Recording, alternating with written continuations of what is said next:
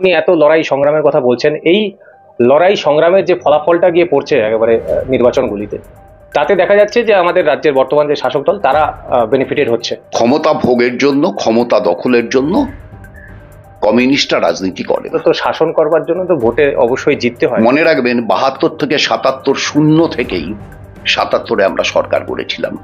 মানুষের no vote two তৃণমূলের advantage পেয়ে গেল বিজেপি। আরএসএস এর যে কটা স্কুল বাম আমলে চলতো, সেটা 10 গুণ 11 গুণ বেড়ে গেল। রাত দখলে রাস্তায় নামা মানুষের নৈতিক সমর্থন কি বিজেপির দিকে থাকতে পারে? আপ নামের দলটা তৈরি করার পেছনে আরএসএস এর ভূমিকা ছিল। আর যেদিন আরএসএস বুঝবে বিজেপি ক্ষমতায় আসার জায়গায় আছে, সেদিন বিটিম বা সিটিমকে দূরে সরিয়ে দেবে। কোথাও এই একটা লোকাল যে সমস্যা, সেটা থেকে আপনারা বেরোতে পারছেন না, আর যার ফলেই এই বিশ্বাসযোগ্যতা, এত আন্দোলন করছেন, সবকিছু ঠিক আছে, কিন্তু মানুষের কাছে বিশ্বাসযোগ্যতা বা গ্রহণযোগ্যতা পাচ্ছেন। আজ হোক কিংবা কাল বামপন্থীরাই ভবিষ্যৎ। সুভাষ চক্রবর্তী একটা হয়, সুভাষ চক্রবর্তী 10টা হয় না। নমস্কার, বিবিধ নিউজে আমি অমিত রয়েছি আপনাদের সঙ্গে। ইতিমধ্যেই 2026 বিধানসভা নির্বাচনের জন্য প্রস্তুতি নিতে বলে দিয়েছেন মুখ্যমন্ত্রী মমতা বন্দ্যোপাধ্যায় তার কর্মীদের উদ্দেশ্যে, এবং 2/3 মেজরিটি নিয়ে জিতবে তৃণমূল কংগ্রেস, এমনটাই মনে করছেন মমতা বন্দ্যোপাধ্যায়। অন্যদিকে শোষিত বিজেপির রাজ্য নেতারা, তাদের যেটা বক্তব্য যে 2026-এ বিজেপি বাংলাতে তারা সরকার গড়তে চলেছে। এই মুহূর্তে স্বাভাবিকভাবেই একটা প্রশ্ন উঠতে শুরু করে যে সিপিএম এর কি হাল। আজকে আমার সঙ্গে রয়েছেন তন্ময় ভট্টাচার্য, সাসপেন্ডেড সিপিআইএম নেতা। তার থেকে ভালো হয়তো এ বিষয়ে কেউ বিশ্লেষণ করতে পারবে না বলে আমার মনে হয়, এজন্য আমরা আজকে তন্ময়দার কাছে এসেছি। তন্ময়দা, সিপিএম এর হাল কি? প্রথমত আপনার এই মন্তব্যটা ভুল যে আমার থেকে ভালো কেউ বিশ্লেষণ করতে পারবে না। আমাদের পার্টিতে অজস্র যোগ্য নেতা আছেন মোহাম্মদ সেলিমের নেতৃত্বে, তারা সকলেই আমার চাইতে অনেক ভালোভাবে বিষয়টা বিশ্লেষণ করতে পারবেন। আমি আমার ক্ষুদ্র চেষ্টা দিয়ে, সামান্য বুদ্ধি দিয়ে যা বুঝি তা হচ্ছে যে মমতা ব্যানার্জি 2026-এর নির্বাচনের জন্য দলকে প্রস্তুত হতে বলেছেন।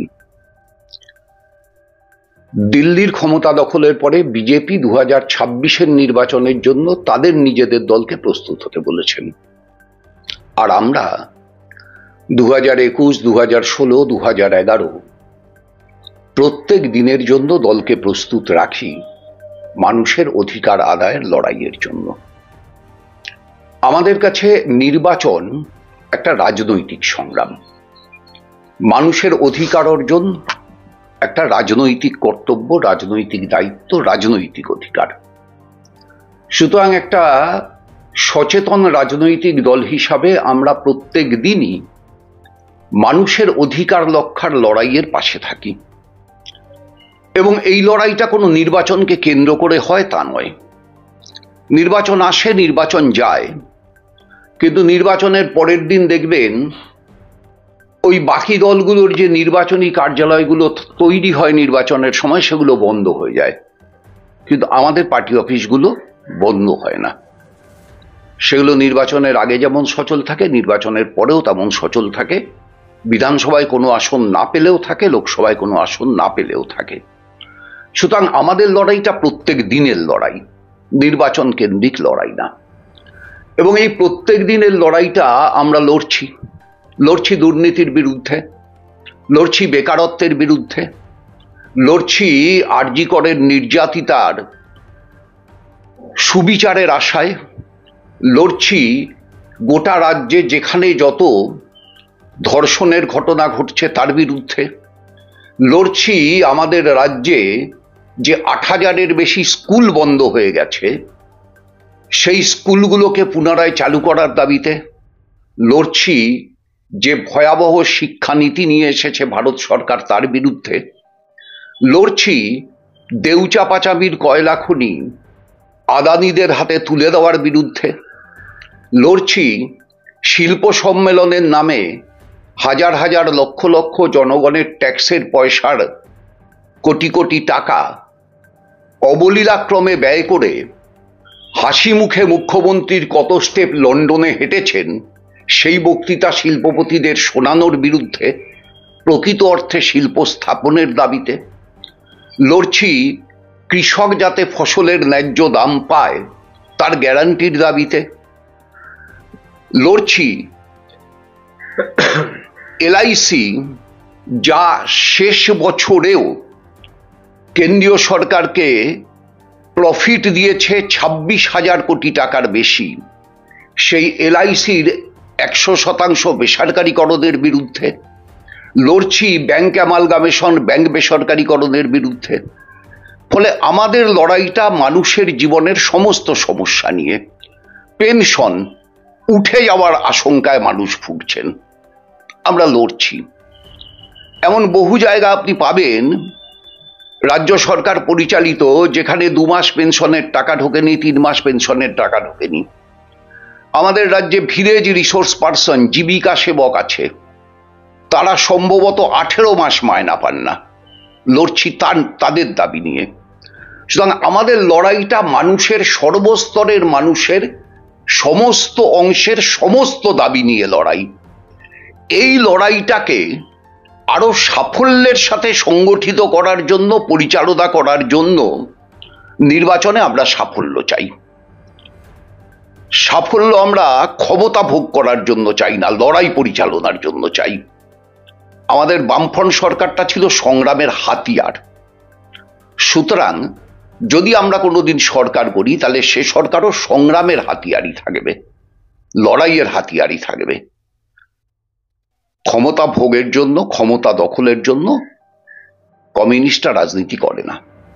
ক্ষমতা ভোগের কথা আপনি বলছেন, ক্ষমতা ভোগের কথা আমি বলছি না, অন্তত শাসন করবার জন্য তো ভোটে অবশ্যই জিততে হয়। কিন্তু আপনি এত লড়াই সংগ্রামের কথা বলছেন, এই লড়াই সংগ্রামের যে ফলাফলটা গিয়ে পড়ছে একেবারে নির্বাচনগুলিতে, তাতে দেখা যাচ্ছে যে আমাদের রাজ্যের বর্তমান যে শাসক দল তারা বেনিফিটেড হচ্ছে। এই প্রশ্নটাকে আপনাকে 3 ভাগে উত্তর ভাবতে হবে। এক হচ্ছে গোটা পৃথিবীর সংসদীয় গণতান্ত্রিক পদ্ধতিতে একটা বড় পরিবর্তন এসেছে এবং সেই পরিবর্তনটা অনেকাংশেই বিশ্লেষকরা বলছেন যেটা আস্তে আস্তে পজিটিভ ভোটের থেকে নেগেটিভ ভোটের দিকে চলে গেছে। ইয়েস ভোটের থেকে নো ভোট বেশি হচ্ছে। ধরুন, আমি ব্যক্তিগতভাবে বিশ্বাস করি যে 2016 সাল থেকেই মানুষ তৃণমূলকে হারাতে চেয়েছেন এই রাজ্যে। 2016 সালের নির্বাচনে কংগ্রেসের সঙ্গে আমাদের আসন সমঝোতা হয়েছিল এবং আপনি খেয়াল করলে দেখবেন জাতীয় কংগ্রেস এবং আমরা মিলে 77টা আসনে জয়ী হয়েছিলাম। কিন্তু তৃণমূলের সঙ্গে আমাদের ভোটের ডিফারেন্স ছিল মাত্র 3%।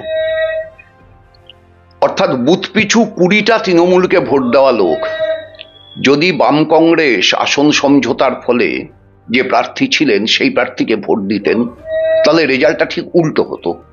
আমরা পেতাম 223, তৃণমূল পেত 77 বা 72 বা 71। তার মানে মানুষের ট্রেনটা ছিল তৃণমূলকে হারানো। কিন্তু তারপরে 16 সেই যে আসন সমঝোতা নানান রাজনৈতিক কারণে তার ইতিহাস ভবিষ্যতে লেখা হবে এবং সেই ইতিহাস নির্মোহভাবে লেখা হলে পরে অন্তত ব্যক্তিগতভাবে আমি খুশি হব। কারণ যে আসন সমঝোতাটাকে মানুষ গ্রহণ করেছিলেন সেটাকে আমরাই জোট না ঘোট বলেছি। যে আসন সমঝোতাটাকে মানুষ গ্রহণ করেছিলেন সেটাকে আমরাই 2019-এর লোকসভা নির্বাচন পর্যন্ত কন্টিনিউ করতে পারিনি, বা উল্টো দিকে কংগ্রেস দল কন্টিনিউ করতে পারেনি। এটা ইতিহাসের বিষয়। তাহলে মানুষ দেখলেন কি 2016-তে যে ঐক্যবদ্ধ শক্তিকে মানুষ ভরসা করলেন 2019-এ তারা আর ঐক্যবদ্ধ থাকলেন না। তার মধ্যে 2018-র পঞ্চায়েত হয়ে গেছে, সেখানে ঐক্যবদ্ধ থাকলাম না। তাহলে মানুষ আমাদের 2016-র যে ঐক্যবদ্ধতাটাকে সমর্থন করেছিলেন সেই ঐক্যবদ্ধতাটা ভেঙে গেল 2018-এ, কন্টিনিউ করলো 2019-এ। ন্যাচারালি হচ্ছে মানুষের নো ভোট টু তৃণমূলের অ্যাডভান্টেজ পেয়ে গেল বিজেপি। মানুষ কিন্তু তৃণমূলের বিরুদ্ধেই থাকলো, কিন্তু ভোটটা গেল বিজেপিতে। আপনি ক্যালকুলেট করে দেখুন, 2016-এ আমাদের সঙ্গে ভোটের ডিফারেন্স ছিল 3%, 2019-এ তৃণমূল আর বিজেপির ভোটের ডিফারেন্স হলো 4%। এইবার 2021-এর বিধানসভা নির্বাচন এলো এবং 2019-এ বিজেপি যে সাফল্যটা অর্জন করলো লোকসভায়, লজ্জাজনক হলেও সত্যি, সেই সাফল্যের ছাপ 2021 পর্যন্ত কন্টিনিউ করলো।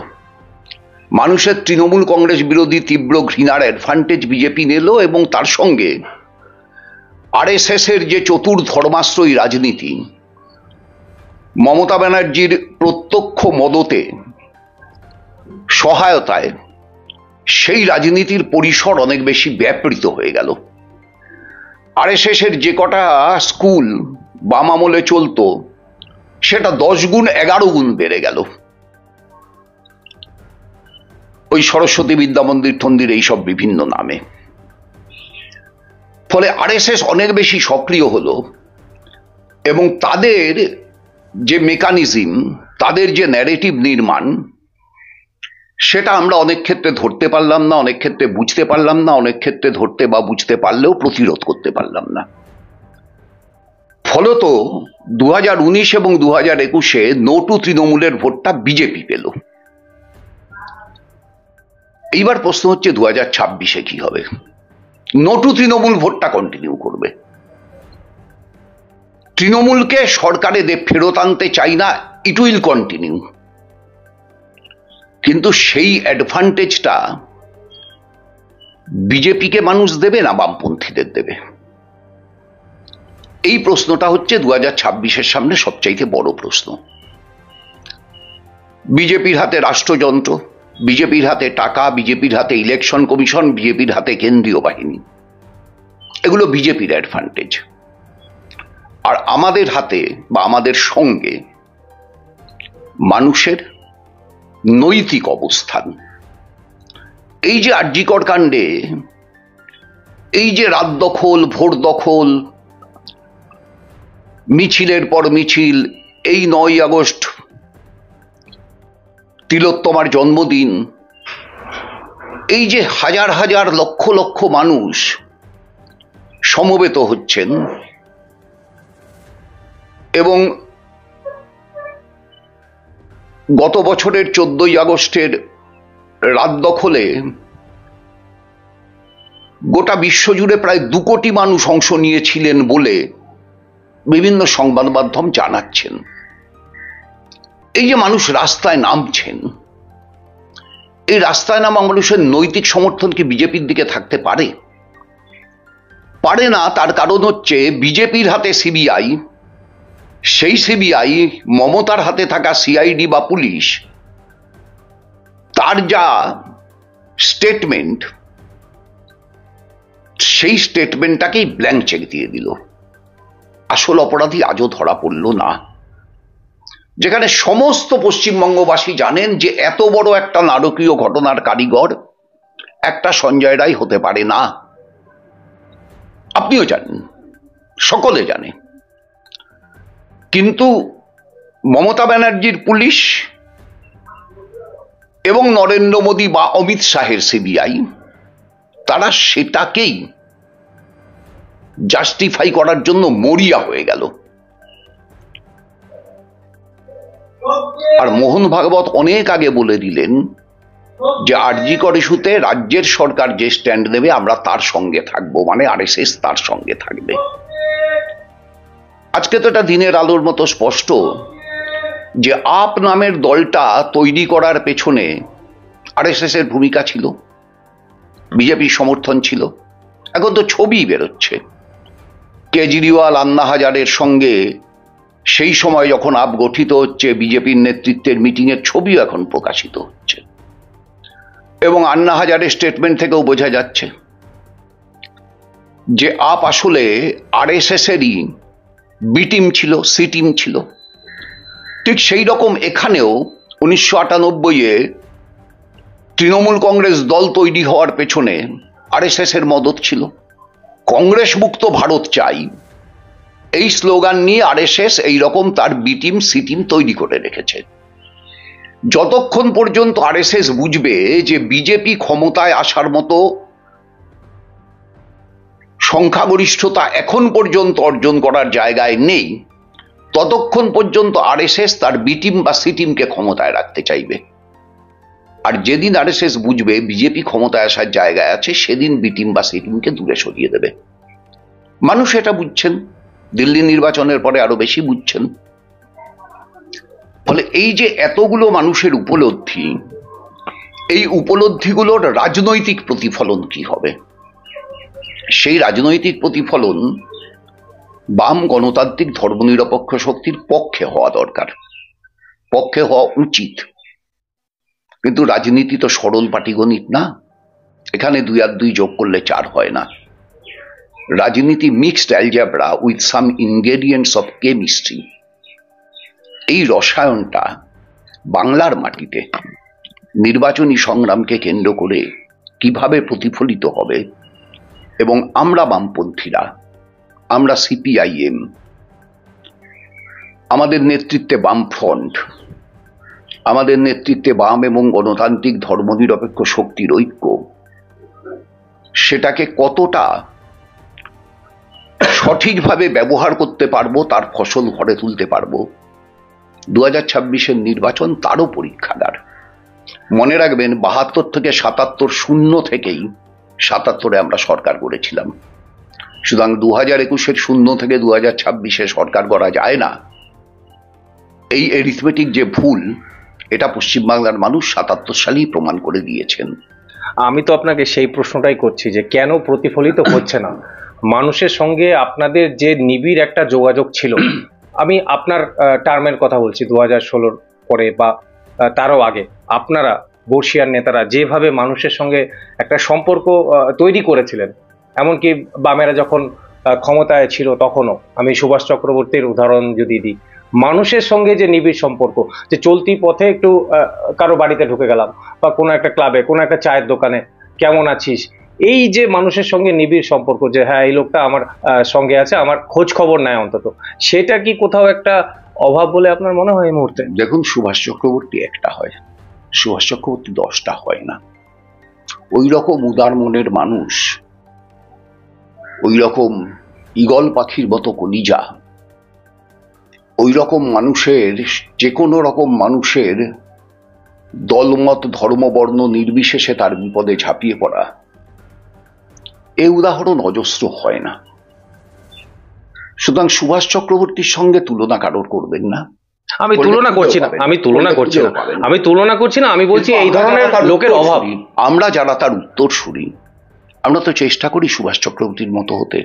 আমি তো চেষ্টা করি, এবং সেটা প্রকাশ্যে ঘোষণা করেই করি। এইরকম আরো অজস্র মানুষ আছেন যারা চেষ্টা করেন, অসংখ্য মানুষ আছেন যারা চেষ্টা করেন। এখন সমস্যাটা হচ্ছে যে আপনাকে এটা বুঝতে হবে যে এমন একটা বাতাবরণ তৈরি হয়েছে পশ্চিমবাংলায়, যেখানে অনেক জায়গায় আপনি বামপন্থী কর্মী, এইটা জানলে পরে আপনার বিপদ। গণতন্ত্রের কিচ্ছু অবশিষ্ট নেই। এই যে এতগুলো লড়াই আমরা লড়ছি, আমি আগে বললাম, তার মধ্যে সবচাইতে বড় একটা লড়াইয়ের কথা আনতেই হবে, সেটা হচ্ছে গণতন্ত্র পুনরুদ্ধারের লড়াই। কার্যত কোনো গণতন্ত্র নেই রাজ্যে। পঞ্চায়েতে ভোট হয়, পৌরসভায় ভোট হয়, হয় না। এমনকি লোকসভা বিধানসভাতেও কি সর্বত্র ভোট হয়? হয় না। এই যে ভোট না হওয়ার একটা বাতাবরণ, এবং তৃণমূল সাফল্যের সাথে যে কাজটা করেছে, সেটা হচ্ছে ওরা মানুষকে এটা বুঝিয়ে দিতে পেরেছে। এই যে মমতা ব্যানার্জি বলেন যে চায়ের দোকান দিন, ঘুগনি বানান, চপ মুড়ি ভাজুন, 3 তলা বাড়ি হয় চপ মুড়ি ভেজে, এগুলোকে অনেকে হেসে উড়িয়ে দেন, কিন্তু আসলে এর মধ্যে দিয়ে তিনি একটা বার্তা দেন। তিনি অজস্র তৃণমূল কর্মীর কাছে বার্তা দেন যে চাকরি বাকরি হবে না, যেভাবে পারো করে কমবে খাও। এই যেভাবে পাও করে কমবে খাও এর তালিকায় দলে দলে নাম লেখায়, এবং তার জন্য আপনি দেখবেন এই যে দুলাল সরকার খুন হলো মালদায়, অভিযোগ কার বিরুদ্ধে? তৃণমূলেরই নেতার বিরুদ্ধে। বগটুইতে অভিযোগ কার বিরুদ্ধে? তৃণমূলেরই নেতার বিরুদ্ধে। এরকম অজস্র ঘটনা আছে, আপনারা জানেন। এগুলো কি আসলে? আসলে এগুলো হচ্ছে কোনো একটা জায়গার দখলদারির লড়াই। এই যে বাড়ি হেলে পড়ছে, একটা আর একটার গায়ে পড়ছে। আমি জানি না, এখন তো ওই ডে সিরিজ চলছে, আজকে কি ডে আমি জানি না। ওই কি বলে, hug day, kiss day, rose day, propose day, valentine's day, এইসব আছে না, কি সব হয়, 14 তারিখ অব্দি চলবে আর কি। এই যে ডে সিরিজ, আমি জানি না আজকের দিনটা কি ডে। এই ডে সিরিজে যদি আজকের দিনটা হাগ ডে হয়, তাহলে দেখুন একটা বাড়ি আরেকটা বাড়িকে হাগ করবার জন্য তার গায়ের উপর ঝুঁকে পড়ছে।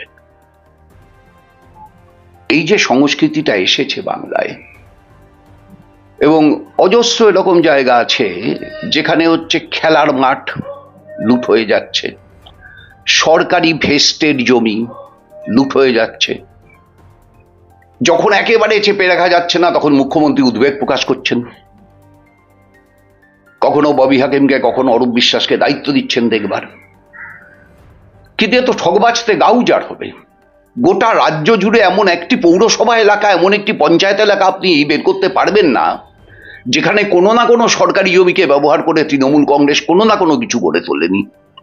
সে ফ্ল্যাট হতে পারে, ক্লাব ঘর হতে পারে। এই যে বিভিন্ন রকমের প্রক্রিয়ার ভিতর দিয়ে একদল তরুণ প্রজন্মকে বুঝিয়ে দেওয়া হচ্ছে যে চাকরি বাকরি তোমাদের জন্য নেই, তোমাদের বেঁচে থাকতে হলে এইগুলো করেই খেতে হবে, এইভাবেই তোমরা বেঁচে থাকতে পারো। এটা দুটো কাজ করে। এক, তরুণ প্রজন্মের একটা অংশকে এর বিরুদ্ধে বিদ্রোহে নামায়, যারা আর্যিকর নিয়ে রাস্তায় নেমেছেন। দুই, তরুণ প্রজন্মের একটা অংশকে এর কাছে সারেন্ডার করায়, যারা ভোট লুট করতে যান, নিজেদের সর্বনাশ নিজের হাতে করে আনেন।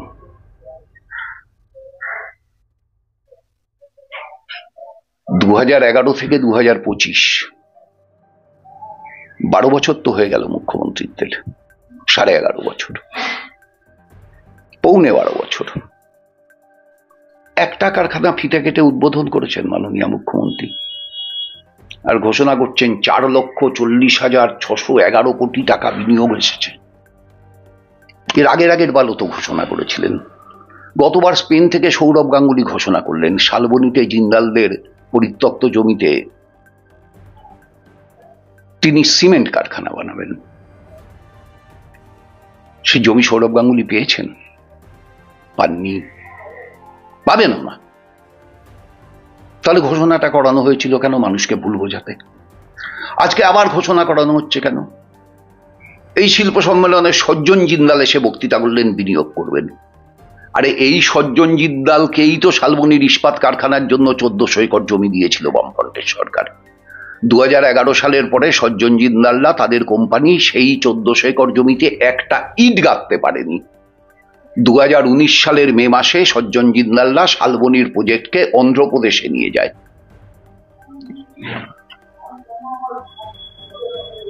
যেমন টাটা চলে যাচ্ছে সানন্দে, সিঙ্গুর থেকে সানন্দ, তেমন শালবনী থেকে অন্ধ্রপ্রদেশ, সম্ভবত নেল্লোর। কোথায় শিল্প পশ্চিমবাংলায়? কোথায় বেকার যুবর ভবিষ্যৎ? এই 26,000 ছেলে মেয়ের চাকরি চলে যাওয়ার মুখে। সবার তো যাওয়ার কথা না, যারা যোগ্য তাদের তো যাওয়ার কথা না। এত অপদার্থ সরকার, কারা অযোগ্য সেটা ঠিক করে দিল না। কোর্টকে বাধ্য করছে এই সিদ্ধান্ত দিতে যে তুমি 26,000কেই ছেড়ে দাও। সরকার মায়না দিতে পারছে না, বেতন দিতে পারছে না, দেউলিয়া হয়ে গেছে। 2 লক্ষ কোটি টাকা ঋণ, 2 লক্ষ কোটি টাকা ঋণ বলে চিৎকার করতো বামফ্রন্ট আমলে, এখন 8.5 লক্ষ কোটি টাকা ঋণ। কথা আছে কোনো? ফলে সব দিক দিয়ে সর্বনাশের রসাতল হয় কিনা আমি জানি না, সর্বনাশের রসাতলে পশ্চিমবাংলা। এই সর্বনাশের হাত থেকে পশ্চিমবাংলাকে পশ্চিমবাংলার মানুষ বাঁচাবে, আর মানুষ বোঝে যে এই বাঁচানোর কাজটা বামপন্থীরা ছাড়া আর কেউ করতে পারবে না। তাই আজ হোক কিংবা কাল বামপন্থীরাই ভবিষ্যৎ।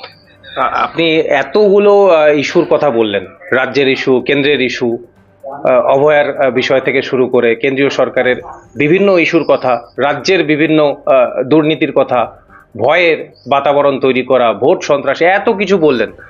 কিন্তু এই রাজ্য ইস্যু বা কেন্দ্রীয় ইস্যুগুলো মানুষের কাছে তখনই গ্রহণযোগ্যতা বা বিশ্বাসযোগ্যতা অর্জন করে যখন লোকালে যারা আপনাদের লোকাল নেতা বা কর্মীরা রয়েছে তারা যে কোনো তৃণমূলের ভয় বা সন্ত্রাসকে উপেক্ষা করে লোকালে মানুষের কাছে গিয়ে লোকাল ইস্যুতে পাশে দাঁড়ানো, তখন এটা মান্যতা পায়। কিন্তু কোথাও আপনার মনে হচ্ছে না যে এই যে সন্ত্রাসের বাতাবরণ একেবারে গ্রাসরুট লেভেলে, সিপিআইএম যারা কর্মী একেই লোকবল কম, অনেকটাই কম, যারা পুরনো ছিল তারা তৃণমূলের সঙ্গে ভিড়ে গিয়েছে, কোথাও এই একটা লোকাল যে সমস্যা সেটা থেকে আপনারা বেরোতে পারছেন না, আর যার ফলেই এই বিশ্বাসযোগ্যতা, এত আন্দোলন করছেন সব কিছু ঠিক আছে কিন্তু মানুষের কাছে বিশ্বাসযোগ্যতা বা গ্রহণযোগ্যতা পাচ্ছে না। আপনি একদম সঠিক কথা বলেছেন। যেই সমস্ত বিষয়গুলো মানুষের বিশ্বাসযোগ্যতা অর্জন করবে যখন মানুষ তার নিজস্ব বুথে তার নিজস্ব দাবি নিয়ে লড়াই আন্দোলনকে সংগঠিত হতে, শক্তিশালী হতে দেখবে। একদম ঠিক। আপনি নিশ্চয়ই খেয়াল করেছেন, মোহাম্মদ সেলিম আমাদের রাজ্য পার্টির দায়িত্ব নেওয়ার পরে তিনিও সবকটা সভায় সবচাইতে বেশি জোরের সঙ্গে এই কথাটাই বলছেন যে লড়াইকে বুথে নিয়ে যেতে হবে, বুথে ছড়াতে হবে। তো এটা একটা ধারাবাহিক প্রচেষ্টা, একদিনের কাজ না। কিন্তু আমাদের পার্টির রাজ্য সম্পাদক গোটা রাজ্য যেভাবে চষে বেড়াচ্ছেন, যে পরিশ্রম করছেন, যেভাবে কমরেডদের সঙ্গে মিট করছেন, যেভাবে কমরেডদেরকে বলছেন, কমরেডদেরকে উৎসাহিত করবার চেষ্টা করছেন, তারও একটা রেজাল্ট আছে বলে আমি বিশ্বাস করছি। এই চেষ্টা সবটা বিফলে যেতে পারে না। ফলে আপনার কথাটাকে মেনে নিয়ে যে সমস্ত বুথে এখনো সেই জায়গায় আমরা পৌঁছতে পেরেছি এটা আমি দাবি করছি না, কিন্তু আমার ধারণা পশ্চিমবাংলার ৮,০০০ বুথের ভিতর ৫০% বুথে আমরা বোধহয় প্রতিরোধের জায়গায় পৌঁছতে পেরেছি, ভোট লুট রুখে দেওয়ার জায়গায় পৌঁছতে পেরেছি। এখনো তো হাতে বছরখানেক সময় আছে। এই সময়ের ভিতর এটাকে যদি ১০০% নিয়ে যেতে পারি তাহলে মানুষের ক্ষোভের প্রকৃত প্রতিফলন এবং আপনার আশঙ্কার প্রকৃত নিরাময় সম্ভব বলেই আমি বিশ্বাস করি। একদম শেষ প্রশ্নে আসবো তন্ময়দা, দিল্লিতে আপের একেবারে ধরাশায়ী অবস্থা, বিজেপি একেবারে ক্লিন সুইপ না হলেও আধা সুইপ হয়েছে। বাংলার বিজেপি নেতারা অত্যন্ত আশাবাদী যে তারা 2026-এ পশ্চিমবঙ্গ তারা শাসন ক্ষমতায় আসতে চলেছে। আপনি কতটা মনে করছেন যে এটা তাদের পক্ষে সম্ভব হবে কি হবে না? আমি কখনোই এটা বিশ্বাস করি না যে বাংলার মানুষ রাম মন্দিরের জন্য ভোট দেবে, বাংলার মানুষ কুম্ভ স্নানের জন্য ভোট দেবে। আমি এটা বিশ্বাস করি না। বিজেপি বাংলায় সাফল্য পেয়েছে তার কারণ আমি আগেই বলেছি যে নো টু তৃণমূল এর অ্যাডভান্টেজ পেয়েছে বিজেপি। কারণ নো টু তৃণমূলের অ্যাডভান্টেজ পাওয়ার মতো কোনো শক্তি ছিল না। আমরা যদি সেই শক্তি হিসেবে মানুষের কাছে প্রতিষ্ঠিত হতে পারি, পৌঁছতে পারি, তাহলে বিজেপির কাছে এই অ্যাডভান্টেজ থাকবে না, ভোট আমাদের ঘরে ফিরবে। বাকিটা ইতিহাসের গর্ভে।